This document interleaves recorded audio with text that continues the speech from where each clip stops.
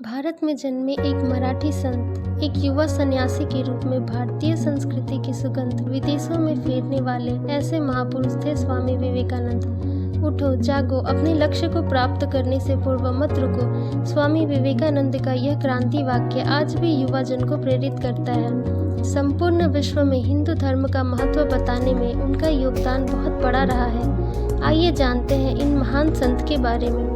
स्वामी विवेकानंद का जन्म 12 जनवरी 1863 को कोलकाता में हुआ था। इनके पिता श्री विश्वनाथ दत्त कलकत्ता हाई कोर्ट के एक प्रसिद्ध वकील थे।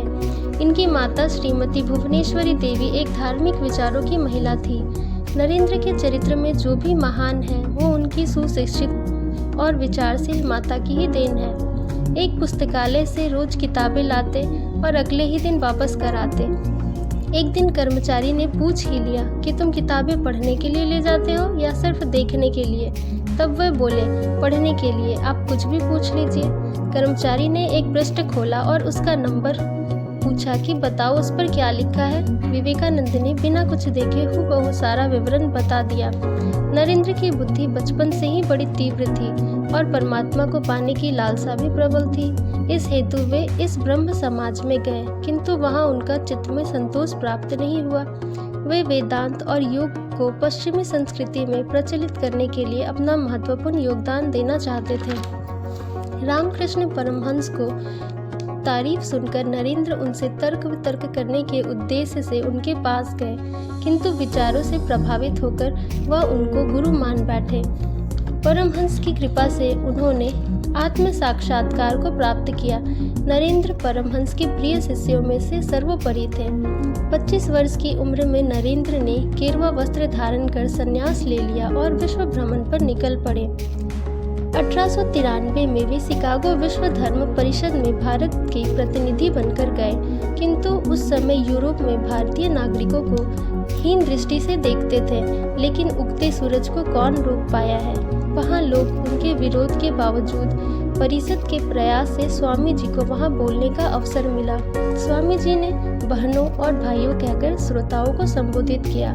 स्वामी जी के मुख से ये संबोधन सुनकर गर्जन की ध्वनि से उनका स्वागत हुआ। श्रोता उनको मंत्रमुग्ध होकर सुनते रहे और निर्धारित समय कब बीत गया पता ही नहीं चला।